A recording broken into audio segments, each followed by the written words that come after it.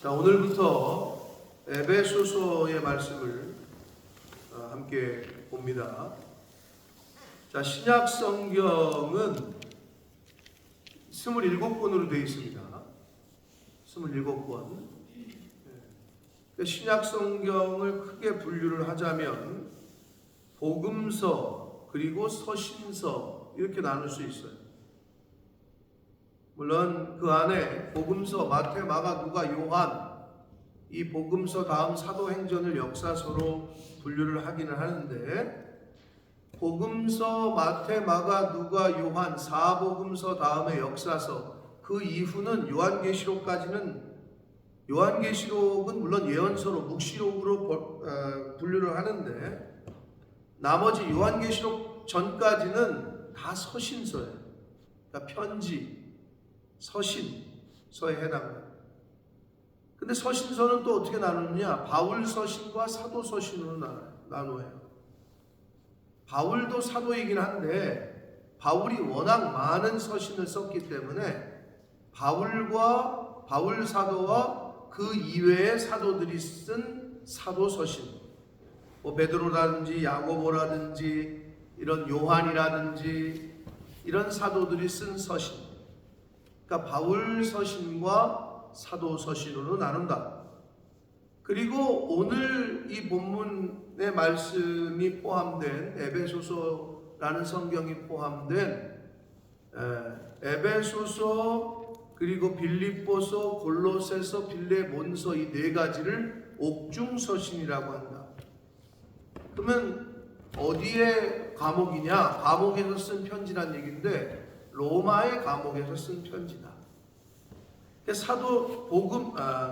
바울 서신 중에 이 옥중 서신이라고 분류가 되는 데 해당되는 거고 에베소서는.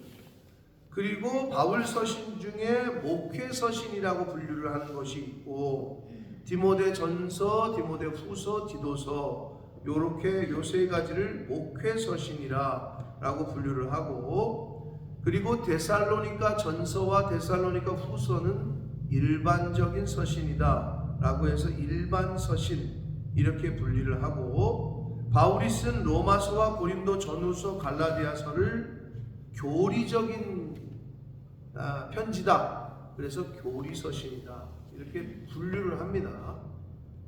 뭐 그걸 다 외우실 필요는 없고 뭐 일반적인 생활을 하면서는 뭐 시험에 나오는 것도 아니고 신학생들이나 시험 볼 때 나오는 거고, 그러나 그 타이틀을 알면은 그래도 이제 접근하기가 쉽다. 그래서 일단 에베소서는 로마 감옥에서 쓴 편지다. 누구에게요? 에베소에 있는 사람들에게 썼죠. 여기 나와 있잖아요. 에베소에 있는 성도들과. 에베소 하니까 김경희 집사님 떠올라요? 에베소에 간 거? 에베소 떠올라요? 7교회 중에 가장 큰 유적지를 남겨준 에베소와 라오디게아가 가장 큰, 그래도 볼만한 유적들이 그래도 현재 남아있는 곳입니다. 두란노 서원이 있는 에베소, 거기는 꼭 가봐야 될 곳이라고 제가 7교회 얘기할 때도 말했는데, 자, 에베소 교회에 있는 성도들, 그리고 그리스도 예수 안에 있는 신실한 자들, 우리를 포함한 거죠. 오늘날 우리를 포함한 그리스도 예수 안에 있는 신실한 자들, 우리를 포함하고 있습니다. 그들에게 썼다. 수신자가 그들이고, 편지라는 거는 보내는 사람이 있으면 받는 사람이 있는 거 아니에요? 그럼 보내는 사람은 누구예요? 사도된 바울이라고 지금 자기가 밝히고 있어요. 그러니까 바울이 썼고 받는 사람은 에베소에 있는 성도들과 그리고 그리스도 안에 있는 신실한 자들이다 라고 이 편지에 대해서 알려주고 있습니다. 자, 그래서 이 바울이 로마 감옥에 갇혔다는 얘기는 바울의 1차, 2차, 3차 선교 여행이 다 끝난 후라는 얘기가 되겠고, 바울이 로마 감옥에 갇힌 거는 그 다 끝난 후에 갇혔잖아요. 근데 이 에베소서는 바울이 2차 선교 여행 때 세웠어요, 교회를. 에베소에서. 그리고 3차 선교 여행 때는 약 3년 정도를 머물면서 이제 성경을 가르치고 목회를 해요. 그때 이제 특히 두란노 서원에서 하나님의 말씀을 가르쳤던 기록이 이제 성경의 사도행전을 비롯해서 나와 있습니다. 자, 그런 곳이다. 2차 선교 여행 때 세웠고 3차 선교 여행 때는 약 3년에 걸쳐서 성경을 가르치고 목회를 했던 곳이 에베소가 되겠습니다. 그래서 이 에베소 교회를 포함한 당시 그 소아시아에 있던 교회들이 이방인들과 유대인들이 섞여 있었기 때문에 늘 이렇게 다툼과 분열의 위험이 있었단 말이에요. 우리가 뭐 소아시아 7교회에 대한 사도 요한의 그 말씀을, 그 기록을 요한계시록을 통해서 봤는데 여러 가지 이유 때문에 분열과 다툼의 위험이 있었어요. 그래서 이 에베소서도 그러한 차원에서 왜 썼느냐, 에베소 교회에 왜 편지를 보냈느냐, 이방인과 유대인이 하나가 되어 한 몸, 한 교회를 이루는 것을 가르쳐주고 싶었기 때문에 이 서신을 기록했다.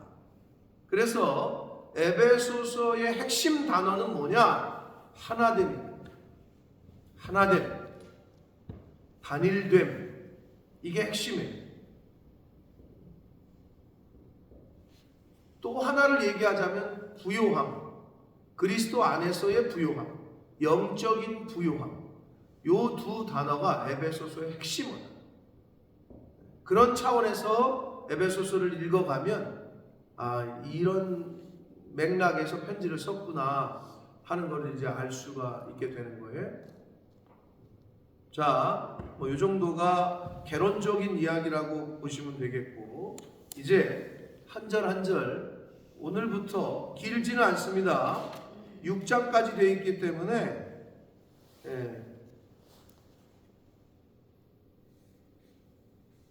오늘부터 한 3주에 걸쳐서 에베소서의 말씀을 함께 나누도록 하겠습니다. 자, 1절 봅니다. 하나님의 뜻으로 말미암아 그리스도 예수의 사도된 바울, 발신자를 밝히고 있습니다. 누가 편지를 쓰고 있는지. 근데 사도 바울인데, 사도는 사도인데 그리스도 예수의 사도다 이렇게 되어 있어요. 근데 사도라는 헬라어 아포스톨로스라는 헬라어거든요, 이게. 근데 이게 무슨 말이냐? 보냄을 받은 자라는 뜻이에요. 또는 대리자라는 뜻이에요. 보냄을 받은 사람이란 뜻이에요. 누구로부터? 예수 그리스도로부터. 그게 사도라는 거예요. 그럼 오늘날 넓은 의미에서 예수 그리스도를 믿고 불신자들에게 다가가는 사람은 사도인 거예요. 그런데 전도하지 않고 선교하지 않고 다가가지 않는 사람은 사도가 아닌 거죠. 복음을 전하지 않는 사람은 사도가 아닌 거예요. 복음을 누구에게 전한다, 그게 보냄을 받은 자예요. 그러니까 내가 사도인지 아닌지는 자기가 제일 잘 알아. 내가 누구에게 다가가서 복음을 전한다, 그러면 사도인 거예요. 아포스톨로스, 보냄을 받은 자. 근데 보냄을 받았는데도 전하지 않는다, 그건 직무유기겠죠. 그러니까 영적으로는 우리가 그리스도 안에서 예수 그리스도를 영접하고 그리스도의 증인으로 살라고 예수님이 그러셨는데, 그러라고 우리를 예수 믿게 하셨고 복음을 듣게 하시고 깨달아 알게 하시고 그런 은혜를 주셨는데, 그렇게 예수에 대해서 알고 있고 천국과 지옥에 대해서 알고 있고 복음을 이미 아는데도 전하지 않는다, 그건 직무유기인 거죠. 그러니까 일생을 살면서 전해야 될 사람이 누구냐? 가족일 수 있어요. 가장 가까이에 있는 남편에게, 아내에게, 자식들에게 부모님에게 내가 보내짐을 당한 걸 수도 있어요. 그러라고 그 가정에 태어나게 이 가정에 보내셨는지도 몰라요. 먼저 믿은 사람들은 항상 그거를 깨달아요. 거룩한 부담감이 있는 거예요. 예수 믿고 나는 천국에 가. 근데 내 자식, 내 남편, 내 부모는 죽어도 지옥 가? 누가 책임이냐고 그건. 그 가정에 보냄을 받은 먼저 믿은 사람의 책임이 크죠. 당연히 옆집 아저씨가 아니라. 그런 거룩한 부담감을 느껴야 됩니다. 스스로. 그게 사도예요. 전도 얘기하고 교회에서 전도사님들, 목사님들 평가를 어떻게 하는 줄 알아요? 주일학교를 맡아 있으면 주일학교 1년 동안 몇 명 출석했어? 완전히 세상의 기준이죠. 그러니까 실적이 그거야. 현재 출석이 몇 명이야? 중학교 학생부 몇 명 출석해? 청년회 몇 명이야? 교회가 언제부터 그렇게 됐는지 몰라요. 담임 목사로 가면 또 괜찮을 것 같아요? 그렇지 않아요. 담임 목사로 가면은 출석 인원, 다음이 뭐예요? 재정, 돈이 얼마나 늘었는지 이걸로 평가를 해요. 한국 교회가 언제부터 이렇게 됐는지 모르겠어요. 영국 교회도 그런지 난 모르겠어요. 영국 교회를 다녀보지 않으니까. 근데 안 그런 것 같아요. 제가 이렇게 뭐 1년 정도 이 영국 감리교회를 다녔을 때 느낌은 그런 느낌은 전혀 받을 수가 없었어요. 왜냐하면 뭐 보니까 지난번에도 진할머니랑 얘기했지만 사택도 총회에서 줘. 생활비도 총회에서 줘. 그때 그랬죠? 네. 그러니 여기 자체에서 해결을 안 하니까 별로 그런 부담이 없는 거야. 그러니까 약간은 천주교랑 같은 거죠. 천주교는 바티칸에서 모든 전 세계에 있는 교구를 관리하고 매니징하고 하기 때문에. 근데 개신교는 개교회거든. 그러니까 어떻게 보면 생존이 걸려 있으니까 와가지고 몇 영혼을 복음을 전하고 몇 영혼이 안 믿는 사람이 와가지고 구원을 얻었느냐 이게 따지질 않고 일단 무조건 출석이야. 일단 무조건 재정이야. 그걸로 들이댄단 말이에요. 네? 그래가지고 법이 바뀌어가지고 또 3년을 보고 담임을 모셨는데 3년 정도를 보고 투표를 하겠다는 거야. 완전히 그러니까 쉽게 얘기하면 이거야. 처음에 모셨을 때는 계약직이고 3년 후에 정직원으로 할지 안 할지를 하겠다는 거지. 죄송한 얘기지만 그런 교단이 있어요. 제가 속해 있는 성결교단은 그렇지 않아요. 저희는 취임과 동시에 위임이에요. 근데 몇몇 특히 장로교회들은 일단은 모셔와 3년을 보겠다는 거야. 그리고 나서 한 3년 후에 또는 어떤 교회는 5년 후에 위임을 시키겠다는 거죠. 즉 정직원으로 하겠다는 거지. 사실 말도 안 되는 소리예요. 그러니까 한국 교회가 점점 병들고 목회자들은 거기에 맞추고 눈치를 보고 그게 무슨 목회가 되겠어요.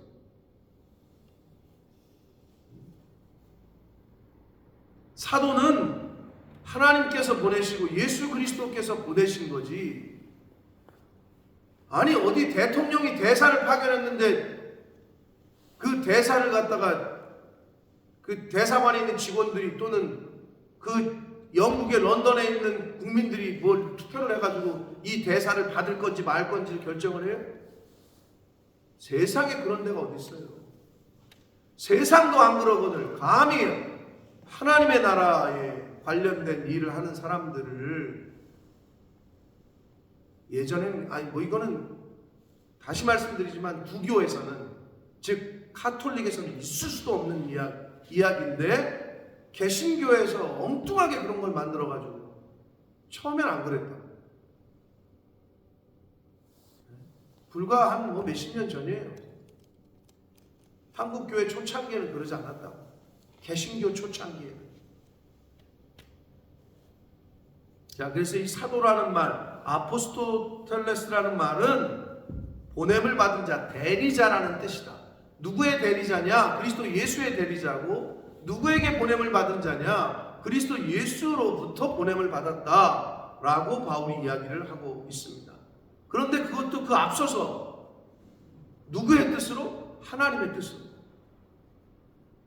하나님의 뜻으로 말미암아 그리스도 예수의 사도 된 바울이다라고 표현하고 있는 거예요. 이걸 저와 여러분에게 적용시키면 어떻게 돼요? 그 밑에는 나오지만 저와 여러분은 하나님의 뜻으로 말미암아 그리스도 예수 안에서 창세전에 택함을 받은 자인 줄 믿습니다. 이게 성도의 기본적인 아이덴티티야. 크리스찬들의 기본적인 아이덴티티. 나의 나된 것은 주의 은혜라 라고 바울이 고백했듯이 이걸 깨달아야 돼요. 우리가 지금 어떻게 이 자리에 앉아 있느냐? 하나님의 뜻으로. 너무 감사한 거죠. 여러분이 나 좀 뽑아주세요. 나 좀 예수 믿게 해주세요. 나 좀 성도 되게 해주세요. 이렇게 기도한 사람은 아마 없을 것 같은데, 여기도 보면 창세전에 미리 택하셨대. 창세전에. 저와 여러분이 이 땅에 태어나기도 전에 하나님의 은혜로 택함 받은 줄 믿습니다. 그러니 얼마나 감사한 거예요. 근데 이 아이덴티티, 이 정체성을 가져야 돼요. 성도는. 이러한 바울이 에베소에 있는 성도들, 그리고 그리스도 예수 안에 있는 신실한 자들인 저와 여러분에게 지금 편지를 한다. 2절 봅니다. 하나님 우리 아버지와 주 예수 그리스도로부터 은혜와 평강이 너희에게 있을지어다. 아멘. 이렇게 축복을 합니다. 은혜와 평강을 우리에게 복을 빌고 있어요. 하나님께서 저와 여러분에게 은혜와 평강을 주시기를 바울이 빌고 있다는 거예요. 에베소 교회에 있는 성도들과 그리스도 예수 안에 있는 신실한 자들에게 그렇게 축복을 합니다. 이게 바울 서신의 축복의 특징입니다. 발신자를 밝히고 발신자와 수신자를 밝히고 그리고 문안 인사를 하면서 축복을 하는 거예요. 그래서 이거는 훗날 초대교회의 기본적인 인사였지요. 자, 지금 이스라엘 가면 뭐라고 인사한다고요? 샬롬. 그러면 샬롬의 말이 뭐예요? 그게 평안, 평강. 그 말에 헬라어는 뭐라고요? 에이레네. 이제 좀 몇 가지 단어는 좀 외우셔도 좋아요. 샬롬이 히브리어고 에이레네가 헬라어예요. 같은 말이에요. 평강, 평안 이런 말이 되겠는데, 이 에이레네는, 이 평강은 예수님이 살아생전에 말씀하시기를 내가 너희에게 평안을 주노니 이 평안은 세상이 알 수도 없고 세상이 줄 수도 없는 평안이라. 그때 그 평안과 평강이 에이레네다. 진정한 평안은 하늘 위로부터 내려옵니다. 아멘. 여러분, 어떨 때 마음이 이렇게 쫙 놓이고 평안해요? 향수야, 주머니에 막 수표가 그냥 꽉 있고 막 내 장고에 그냥 막 잔액이 막 넘쳐났을 때 어때 기분이? 불안해? 좋긴 하죠. 사람들은 그때 평안을 느껴요. 그게 평안이라고 생각을 한다고. 실제로 여러분은 어떠세요? 그걸 반대로 생각해. 전 아닌데요. 근데 반대로 생각해봐. 그러면 마이너스가 됐어 지금 내 통장에. 그리고 주머니에는 뭐 1,000원짜리 한 장 있어. 그럼 어때? 그때 걱정, 염려, 불안이 오느냐 안 오느냐. 그거는 물질에 의해서 지금 내가 내 평안과 평강이 좌지우지되는 거죠.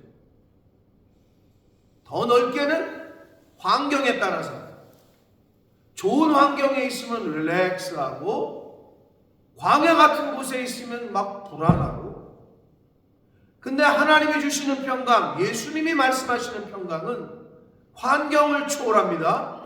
아멘. 그걸 경험하시기를 축복합니다. 물질도 초월합니다. 돈이 없어? 그런데도 기쁘대. 세상 사람들은 그걸 보고 저거 미쳤네 라고 얘기하는 거예요. 저 사람 미쳤나 봐. 저런데도 뭘 저렇게 좋다고 웃어. 그런 소리를 들어보셨으면 하나 위로부터 오는 평강을 맛본 사람들일 거예요.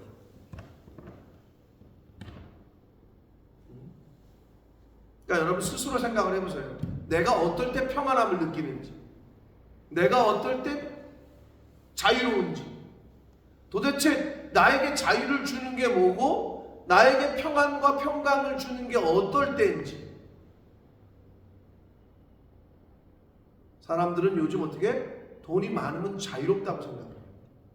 미안하지만 그건 돈의 노예인 거예요. 그걸 금방 살다 보면 깨닫게 되는데, 근데 희한하게 깨달은 사람들조차도 자꾸 그걸 쫓죠. 그건 편리함 때문에 그런 거예요. 이 세상에 사는 동안에 편리함 때문에 그런 거다. 그걸 착각하지 마시라고, 평안이라고, 평강이라고. 에이레네와 샬롬은 그런 차원이 아니다. 자, 3절 봅니다. 찬송하리로다. 하나님 곧 우리 주 예수 그리스도의 아버지께서 하나님을 찬양합니다. 그리스도 안에서 하늘에 속한 모든 신령한 복을 우리에게 주시되, 하늘에 신령한 모든 복을 우리에게 주신대요. 그리스도 안에서라고 얘기하고 있어요. 이건 그리스도를 통하여 이런 말이에요. 근데 사도 바울은 그리스도 안에서, 헬라어로는 엔 크리스토스, 영어로는 in Christ, 한국어로는 그리스도 안에서 라는 말을 에베소서에서만 36번을 사용하고 있고, 바울 서신 전체에서는 160번 이상을 써요. 바울의 이 기독교, 바울의 갖고 있는 신학 사상 중에 가장 중요한 사상이면서 그 사상이 담겨져 있는 게 바로 엔 크리스토, 이 그리스도 안에서라는 내용이에요. 그리스도 안에 있을 때 하늘의 모든 신령한 복을 받는다는 건데, 이건 이렇게 생각하시면 돼요. 제가 늘 얘기하지만 법이라는 테두리 안에 있을 때 자유로운 거예요. 그죠? 법 밖에 가면 어떻게 돼요? 잡아가요. 구속이 된다고. 법이라는 테두리 안에 있을 때 자유로운 거죠. 법이라는 테두리 안에 있을 때 복도 있어요. 법의 보호를 받으니까. 이런 의미야. 그리스도 안에 있을 때 우리가 자유롭고, 그리스도 안에 있을 때 복을 받는다는 개념이에요. 이해하셨으리라고 봐요. 그럼 도대체 그리스도 안에 있는 게 뭐냐? 똑같아요. 법 안에 있는 것 때 자유로운 듯이, 법이라는 게 뭐예요? 우리가 법은 잘 모르겠어. 형법, 상법 다 모르잖아. 근데 아무튼 법이라는 걸 지켜야 자유가 있고, 어기면 감옥 가고. 하나님의 말씀이라는 말씀 안에 있을 때 자유롭고, 어기면 자유를 박탈당하고 엉뚱한 일이 벌어져. 근데 세상처럼 법을 어기면 감옥에 가고 잡아가면은 그게 눈앞에 딱 드러나면 너무 좋은데, 이 영적인 세계는 그게 아니야. 그리스도 밖에 있고 하나님의 말씀 없이 사는 사람들도 여러분이 생각할 때 자유로운 것처럼 보이는 거지. 근데 어떤 사람들과 대화를 나누다 보면은 지옥에 살고 있는 사람이 있어. 실제로 눈에 보이는 감옥에 가 있지 않은데도 감옥에 갇혀서 사는 사람이 있다고.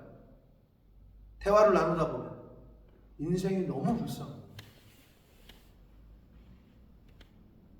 물질이라는 감옥에 갇혀 있는 사람, 명예라는 감옥에 갇혀 있는 사람, 불안이라는 감옥에 갇혀 있는 사람, 우울의 감옥에 갇혀 있는 사람, 시기 질투라는 감옥에 갇혀 있는 사람 너무 많아요.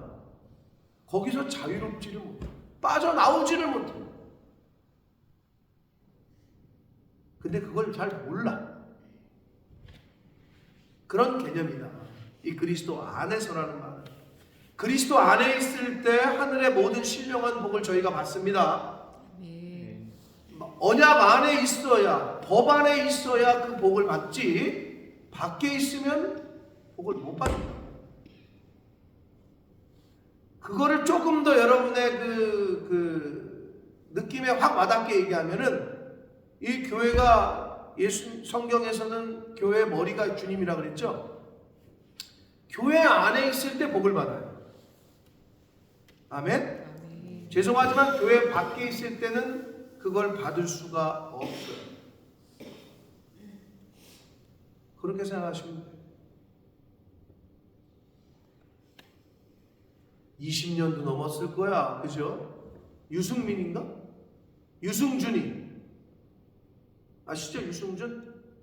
네. 박군사님 아세요? 김권사님 왠지 모르실 것 같은데 유승준이 누군지. 네? 가수 유승준 아세요? 그 어떤 이슈가 있는 줄 아세요? 그건 모르세요? 가수인 건 아시네. 네. 어제짠가 어저께 그저께인가 대법원까지 가가지고 최종 승소 판결. 이제 그 한창 잘 나갈 때 갑자기 미국 가가지고 미국 시민권 받고 군대를 안 갔거든요. 그러니까 대한민국 정부에서 너는 영원히 못 들어와. 20년을 못 들어오고 있어. 20년 넘을 것 같아. 못 들어오고 있거든요, 대한민국 땅에. 왜? 발급을 안 해줘. 못 들어오게 하고 있어. 제가 괘씸죄지. 말 그대로 군대를 안 가려고 미국 시민권을 받고 한국 시민을 포기했으니까. 당연하죠. 한국 시민권을 포기했기 때문에 그 사람은 한국 법의 보호를 못 받아요. 미국에 있으니까 한국 땅에 들어오질 못해요. 한국 땅에서 누릴 수 있는 모든 것을 못 누려요. 그러니까 이제 계속 법으로 해가지고 최종 확정 판결을 받았는데, 뉴스에서 뭐라 그랬냐? 그렇다고 대한민국 정부에서 무조건 얘를 들여보내는 게 아니라 비자 신청을 하면 딱 보고 다시 또 리젝할 수 있대. 그러니까 대법원에서 이겨도 소용이 없는 거야. 정부에서 너는 이 꼬투리를 잡고 저 꼬투리를 잡아서 너는 비자 발급 거부. 그러면 못 들어오는 거야 그냥. 그래서 제가 보면서 아니 뭐 대법원에서 확정 판결을 받아도 소용이 없네.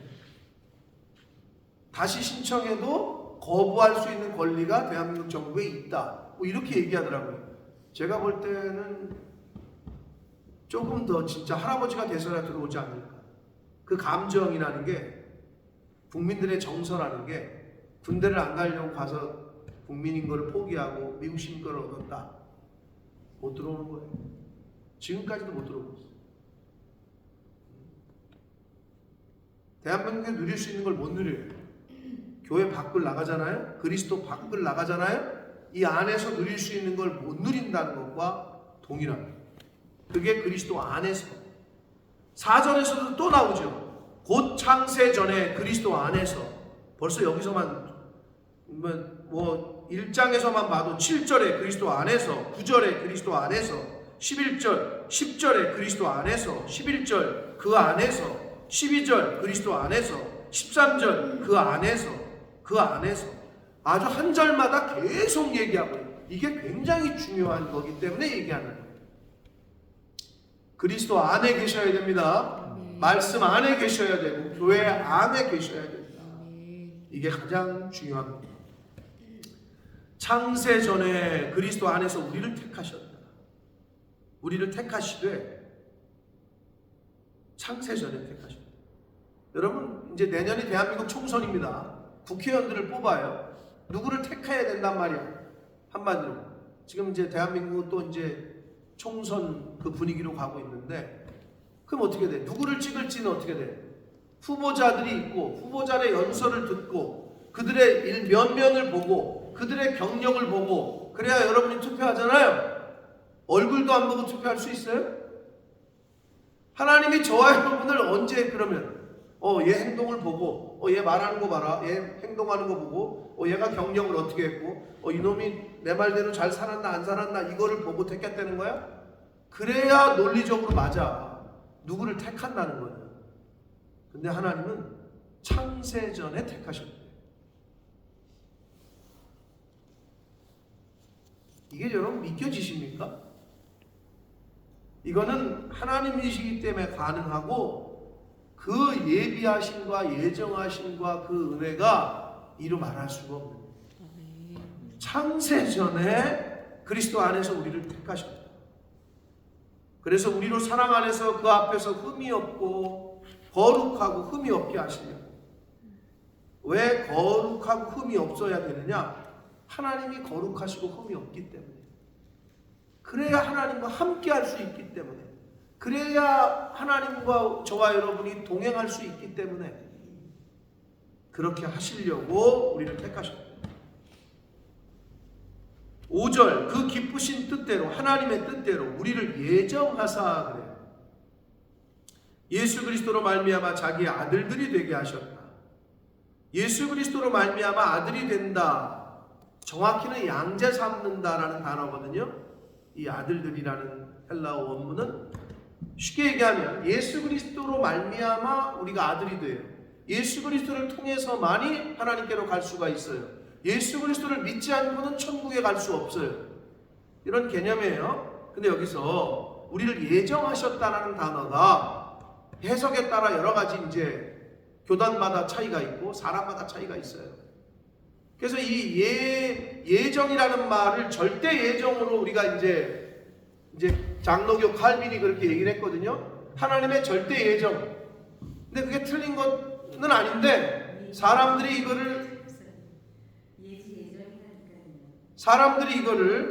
예지 예정은 이제 성결교에서 나온 얘기고 칼빈의 기독교 강요 5가지에는 절대 예정이라는 걸 쓴단 말이에요. 나중에 이제 권사님이 장로교 쪽에다 한번 문의를 하시던지 장로교 저기 통합 측이나 총신이나 한번 문의해 보시면 되는데 이것 때문에 우리 신학교에서도 굉장히 신학적인 용어이긴 해요. 근데 절대 예정은 맞아요. 무슨 말이냐? 하나님 편에서의 절대적인 거야. 근데 인간들이 이걸 어떻게 해석했느냐? 나는 어차피 천국 가기로 예정되어 있기 때문에 사람을 죽이건 도둑질을 하건 헛짓거리를 하건 나는 절대적으로 천국 가기로 예정되어 있어. 이게 맞아 틀려? 향수야. 틀리지. 그럼 하나님이 사람 죽이게 예정하셨어? 그럼 하나님이 도둑질하라고 예정하셨어? 아니지. 하나님은 그렇게 예정하실 수가 없어. 근데 그 절대 예정이라는 단어를 칼빈이 쓴 그 단어를 인간들이 잘못 해석해가지고 자기 입장에서의 절대 예정으로 해석을 한 거지. 자기가 헛짓거리를 하고 죄를 져. 근데 나는 절대적이래. 이미 나는 천국 가기로 예정돼 있대. 말도 안 되는 소리지. 근데 이제 권사님이 예지 예정이라는 단어는 장로교에서 쓰질 않았어요. 자, 근데 예지 예정이라는 그 말은 예지, 하나님은 알고 계시다는 거야. 하나님이 신이 모르면 신이 아니잖아요. 하나님 편에서 볼 때의 절대적인 거지. 하나님 편에서 볼 때의 모든 것을 아시는 예정인 거예요. 하나님 편에서 볼 때. 근데 그래서 이 예정하사 이거는 하나님 편에서 볼 때 절대적인 예정이고 하나님 편에서는 모든 것을 다 아시는 예정이다. 이렇게 생각하시면 돼요. 근데 간혹 아까 얘기한 대로 지가 도둑질을 해. 그러면 그래도 난 예수 믿어. 그것 때문에 충돌이 된 게 그래서 영화를 만든 게 친절한 금자씨 아니에요. 사람 죽여놓고 사람 나쁜 짓 해놓고 부녀자 강간하고 감옥 들어가더니 지가 하나님 앞에서 은혜 받았다 해가지고 자기는 이제 구원 받았대. 나는 자유롭대. 그러니까 누구지? 이영애 씨가 친절한 금자 씨가 거기서 막 그렇게 할 때 너나 잘하세요 라고 한 말이 기독교계에 아주 그냥 생활은 편하지 않아. 헛짓거리를 하는데 그러면서도 술 마시고 그냥 생활은 방탕하게 교회도 안 다니고 헌신도 안 하고 봉사도 안 하면서 자기 크리스찬이래. 그리고 자기는 천국 간대. 자기는 하나님 믿는데 죄송하지만 하나님을 진짜로 믿는 사람은 그렇게 행동하지 않아요. 혼자만의 착각에 빠져 있는 크리스찬들이 얼마나 많은지 몰라요. 왜? 그러니까 자기 편에서 절대 예정을 주입시키는 거예요. 나는 하나님 믿어. 나는 은혜 받았어. 나는 구원 받았어. 근데 교회를 안 나와. 근데 봉사를 안 해. 전도를 안 해. 양보도 안 해. 이해도 안 해. 사랑도 안 해. 그게 무슨 크리스찬이야? 근데 자기는 구원 받았대. 미안하지만 구원하심은 하나님께 있어. 아무도 몰라. 미안하지만. 하나님 편에서 볼 때 절대적인 예정이고 하나님 편에서 볼 때 모든 것을 아시는 예정이다 라는 거예요. 근데 많은 사람들이 가끔 그렇게 질문을 해요. 예정돼 있으면 천국 갈 사람 지옥 갈 사람 예정돼 있겠네요 라고 나한테 물어. 누가? 그 질문의 의도를 알지. 예정돼 있다. 그럼 얘가 헷갈려요. 그럼 내가 아무리 열심히 믿어도 나는 지옥 갈 사람으로 예정돼 있으면 지옥 가는 거네요? 그건 나도 모르지. 하나님 편에서의 모든 것을 아시는 예정이라니까. 하나님 편에서의 모든 것을 절대적으로 예정해 놓으신 거라고. 인간 편에서 생각하면 안 되는 거라고. 우리는 추측만 가능해. 그 사람의 열매를 보고. 참 저렇게 추측만 할 수 있어. 우리는. 심판장은 하나님이에요. 그러니까 이 예정이라는 단어를 인간이 그렇게 생각해서는 안 된다 라는 것을 다시 한번 말씀을 드리면서, 내가 천국 가기로 예정되어 있는지 지옥 가기로 예정되어 있는지 그건 여러분이 고민할 게 아니야. 그건 재판장이신 하나님께서 하실 것이다. 중요한 건 이것만 생각하시면 돼요.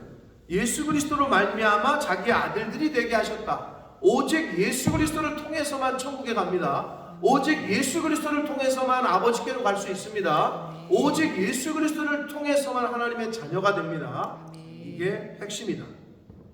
이는 그가 사랑하는 자 안에서 우리에게 거저 주시는 바 그의 은혜의 영광을 찬송하게 하려는 것. 거저 주신다 라는 표현이다. 거저 받았으면 거저 줘야죠. 근데 우리는 거저 받은 은혜를 거저 주지 않으려고. 여러분, 왜 나누질 못하는 줄 알아요? 내 거라고 생각하면 못 나눠요. 여러분, 길 가다가 100만원짜리 수표를 주셨어. 근데 그걸 갖고 막 사람들에게 회식할 때 막 쓰는데 그때 아깝다는 생각이 들어요? 그런 사람도 있겠지.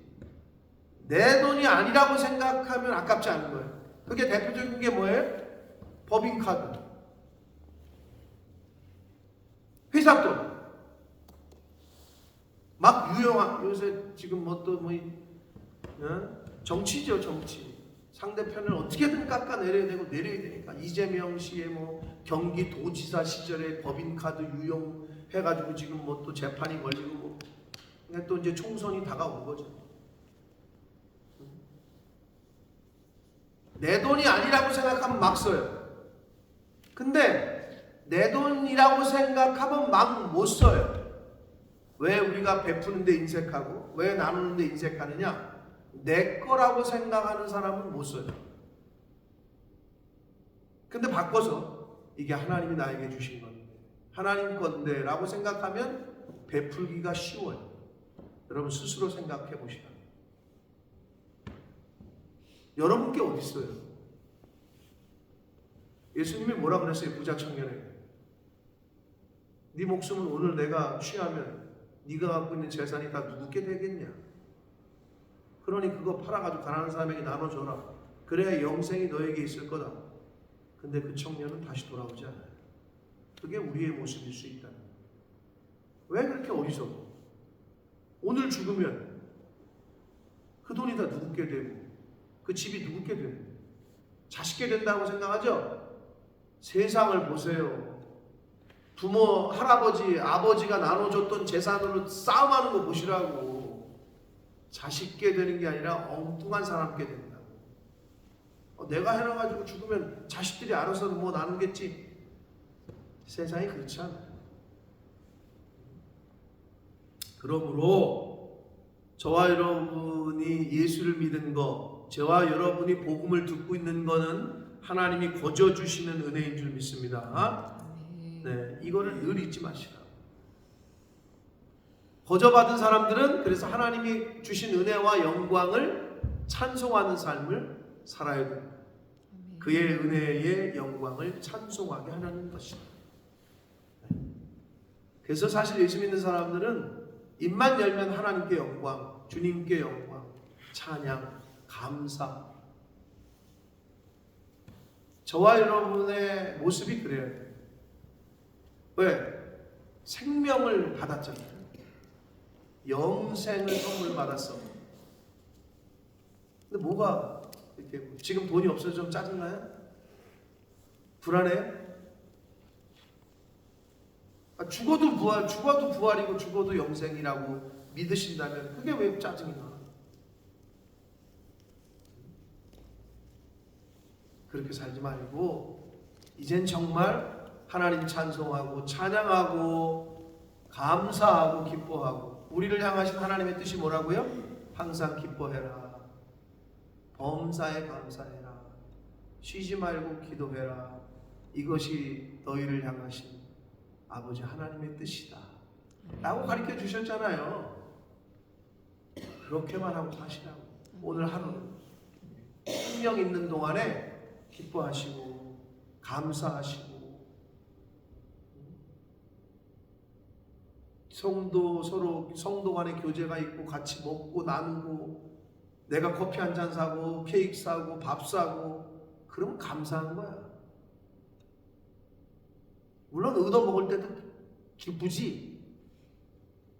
그러나 베푸는 거에 대한 기쁨을 느끼지 못한 사람은 그걸 알 수가 없어요.